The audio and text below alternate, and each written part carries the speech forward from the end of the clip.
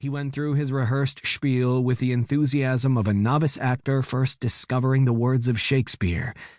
How low a position this boy occupied in life, and in this doomed city, how destined to a calamitous fall. The gentleman smiled. The bellboy faltered. "Is something funny, sir?" "A private joke," the gentleman said. "Tell me, are you quite done?" "Well, yes, sir, but of course, if there are any additional questions you might have—" The gentleman allowed him half a minute to press on from there, endlessly explicating the wonders of the suite as he groped for his expected gratuity. The lad was just winding down, his crest falling with every second, when Pitty emerged from the bathroom. She was still dressed in the fur-lined white jacket and matching white slacks she'd worn on the plane. Her eyes were wide, and, as always, so moist she seemed on the verge of tears. Though the trip from jet to limo to hotel entrance had entailed no more than a few fleeting steps outside, the cold Manhattan wind had still mussed her corona of short brown hair, just enough to make her seem even more vulnerable. She looked pale, unhappy, lost, and achingly beautiful. Her slight figure and even slighter 5'2" stature, combining with her soft, rounded face and short, modestly cut hairstyle, to make her seem less the woman she was in years than the lost and lonely child the gentleman had raised. Even her scars, one vertical stripe on each cheek, served only to emphasize the impression of lost and wounded innocence that the gentleman had worked so hard to create. The bellboy faltered. He'd no doubt worked in the hotel long enough to know he shouldn't ask questions, and he'd remained thoroughly professional during an entire elevator ride with her.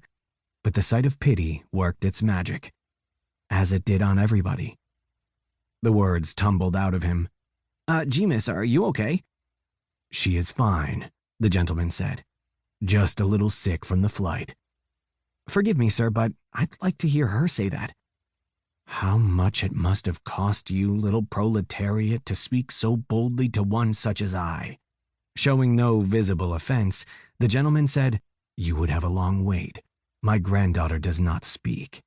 If you wish, I will have her write out a note."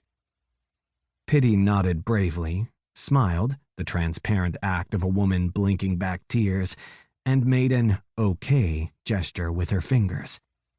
Still not entirely buying it, the bellboy said, "I'm sorry, sir, but you must understand—" "I understand perfectly, and I commend you on your humanity."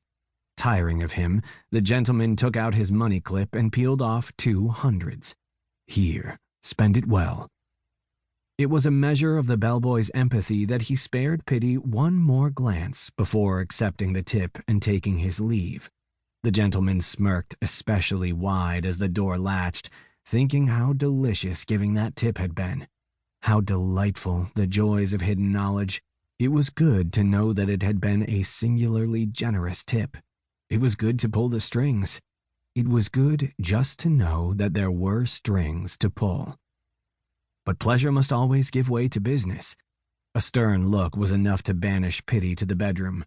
He went to the telephone by the wet bar and dialed the hotel switchboard.